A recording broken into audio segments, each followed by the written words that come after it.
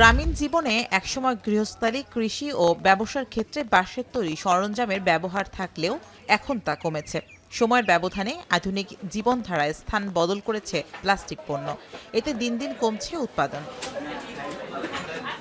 নওগাঁর মহাদেবপুর উপজেলার রায়দা দাসপাড়া গ্রামের বাঁশপণ্যর কারিগর অতীন কুমার কিশোর বয়সে বাপদাদার কাছ থেকে হাতে খড়ি তার। বেশ কয়েক বছর আগে কাজের চাপ থাকলেও বর্তমানে তা একেবারেই নেই।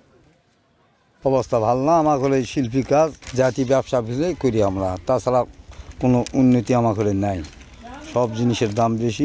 একই অবস্থা অন্যান্য কারিগরদেরও। তারা বলছেন গত ৩ বছরের ব্যবধানে প্রতিটি বাঁশের দাম বেড়েছে ৮০ থেকে ১০০ টাকা পর্যন্ত, যাতে পুরো সপ্তাহ জুড়ে কাজ করে খরচ বাদে আয় হয় মাত্র ১৫০০ টাকা, যাতে সংসার চালাতে হিমশিম খেতে হচ্ছে এই পেশায় জড়িতদের। এগুলান একটা বাস যখন ছিল ৫০ টাকা, তখন একটা জিনিস বিক্রি করেছিলাম ৪০ টাকা ৩০ টাকা। তো আজকে একটা বাস ১৫০ টাকা। আমাদের জিনিসের দাম অনেক কমে গেছে। প্লাস্টিক আসে, আমাদের একটু কাজের খুব ধীর গতিতে চলতেছে, সুবিধাজনক নয়, চলতেছে কোনো মতো আমরা ছেলে মেয়ে জীবনযাপন করি।